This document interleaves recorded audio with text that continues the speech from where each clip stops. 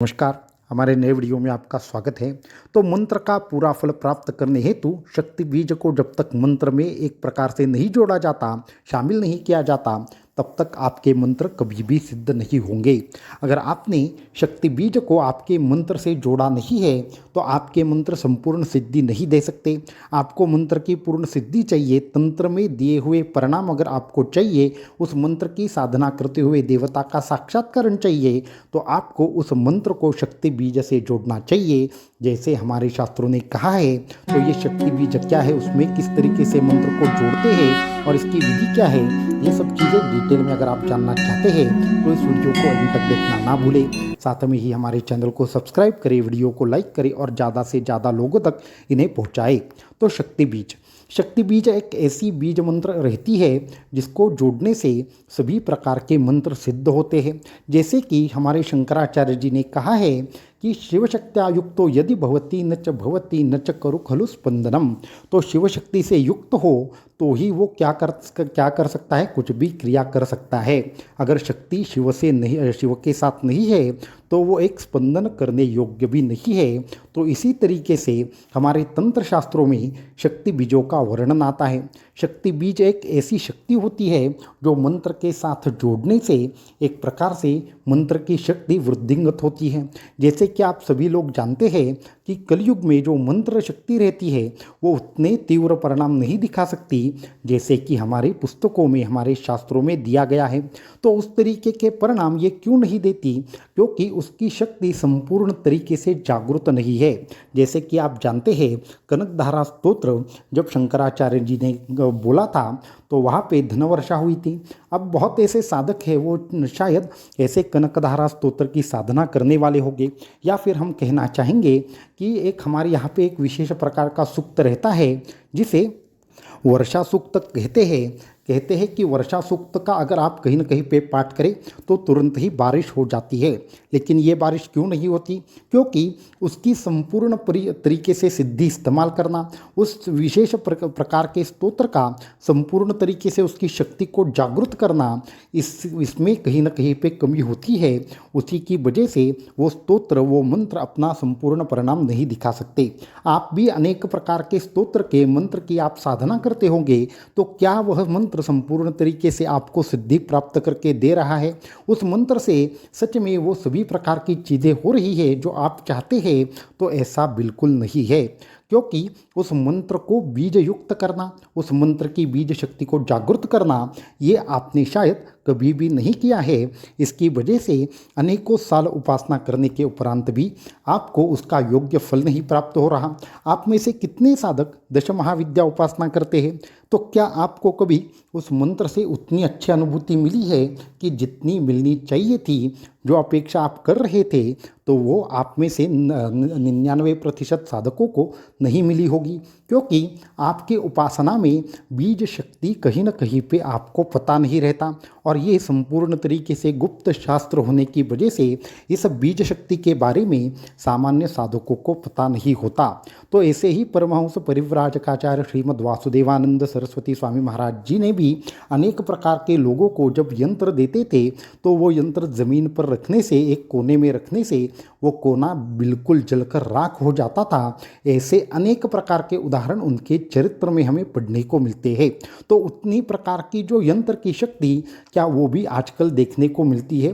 तो बिल्कुल देखने को नहीं मिलती। इसका भी कारण यही है कि उस बीज शक्ति को, एक प्रकार से जो मूल शक्ति है, उसको हमारी साधना से ना जोड़ना, जो ये सिद्ध लोग कर सकते हैं। तो आखिर ये बीज को किस तरीके से हमारे मंत्र के साथ जोड़ना है, इसकी क्या साधना रहती है, इसको किस तरीके से सिद्ध करना पड़ता है, ये सभी चीज़ें एक एक करके हम बताना चाहेंगे। तो इस संदर्भ में आगे बढ़े तो उससे पहले एक महत्वपूर्ण बात हम बताना चाहेंगे कि जितने भी हमारे साधक गुप्त बीज मंत्र दीक्षा प्राप्त है, उन्होंने भी ये बीज को विशेष तरीके से आपके जो आपका मुख्य बीज मंत्र है उसमें शक्ति बीज को जोड़ना है, ये प्रक्रिया आने वाले दत्त जयंती पर आपको कैसे करना है और क्या करना है वो सिखाई जाएगी।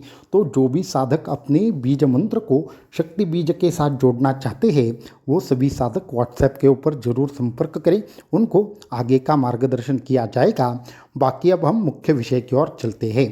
तो हर किसी मंत्र में पहले और बाद में विशेष प्रकार के देवताओं के मंत्र की आवश्यकता होती है। जैसे कि आपने सपल्लव मंत्र सुने होंगे।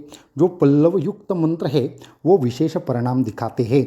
जैसे कि सप्तशती में भी पहले और बाद में विशेष प्रकार के अगर आप मंत्र की बात करें या फिर विशेष प्रकार के एक सप्तशती का जो दोहा है उसको अगर लगाए तो शक्तिशाली वो सप्तशती का पाठ और ज़्यादा शक्तिशाली होता है। जैसे कि सर्वमंगल मांगल्ये शिवे सर्वार्थ साधिके शरण्ये त्र्यंबके गौरी नारायणी नमोस्तुते। ये जो पूरा का पूरा मंत्र है उसको पहले और बाद में लगाकर जो सप्तशती का पाठ किया जाता है उससे शक्ति 10 गुना नहीं 100 गुना उस सप्तशती की बढ़ती है और उसके माध्यम से होने वाली क्रियाएं भी जबरदस्त होती है। तो आप जो भी उपासना करते हैं उस उपासना की कुछ विशेष शक्ति बीज होते हैं।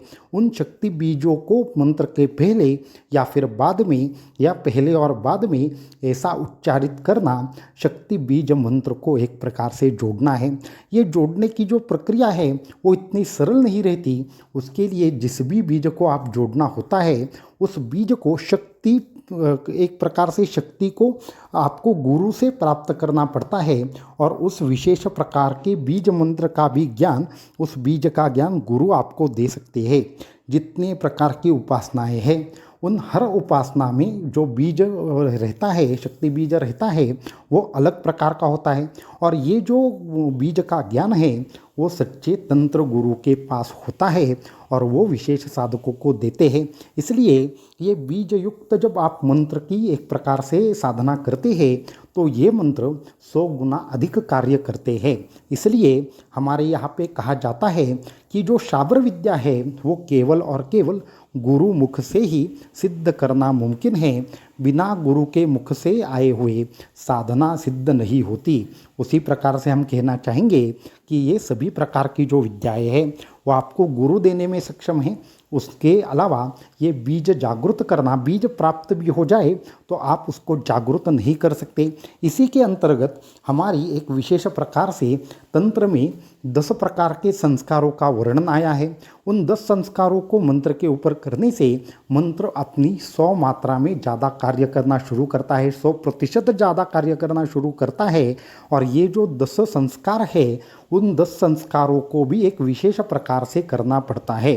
परंतु इन 10 संस्कारों के बारे में बहुत सारे साधकों को बताया नहीं जाता और ये 10 संस्कार कैसे करने हैं ये भी उनको समझ में नहीं आता। इसलिए ये जो विशेष प्रकार के संस्कार है इसमें अनेक प्रकार के संस्कार हैं, तो उनको किस तरीके से करना है, क्या करना है, ये साधकों को बहुत ही जल्द हम बताने वाले हैं। तो जो भी साधक ये सभी प्रकार की चीज़ें सीखना चाहते हैं या समझना चाहते हैं उन्होंने अवश्यंभावी व्हाट्सएप के ऊपर संपर्क करना चाहिए। साथ में जो अभी जो आने वाली दीक्षा है, जो दत्त जयंती है, उस दत्त जयंती के विशेष अवसर पर जो लोग सेवा कार्य में सहभागी होंगे उनको विशेष तौर पर ये सभी चीज़ें सिखाई जाए ऐसा अभी हमारे मन में चल रहा है। परंतु कितने लोग मंत्र के ऊपर होने वाले संस्कारों के बारे में सीखना चाहते हैं ये हमें व्हाट्सएप के ऊपर चाहिए। तभी इसको आगे ले जाना है या नहीं ले जाना है इसका निर्णय हम करेंगे। नहीं तो हमें तो ये सब चीज़ें आप तक पहुंचाने की इच्छा है, परंतु आप ये सब चीज़ें समझना चाहते हैं या नहीं ये हमें व्हाट्सएप पर अवश्यंभावी बताएं। व्हाट्सएप नंबर हमने डिस्क्रिप्शन में दिया है, तो कृपया करके हम तक ये पहुंचाए कि हाँ ऐसे बहुत सारे लोग हैं जो ये सब चीज़ें सीखना चाहते हैं, तो हम इसके बारे में सोचेंगे। अवधूत चिंतन श्री गुरुदेव दत्त।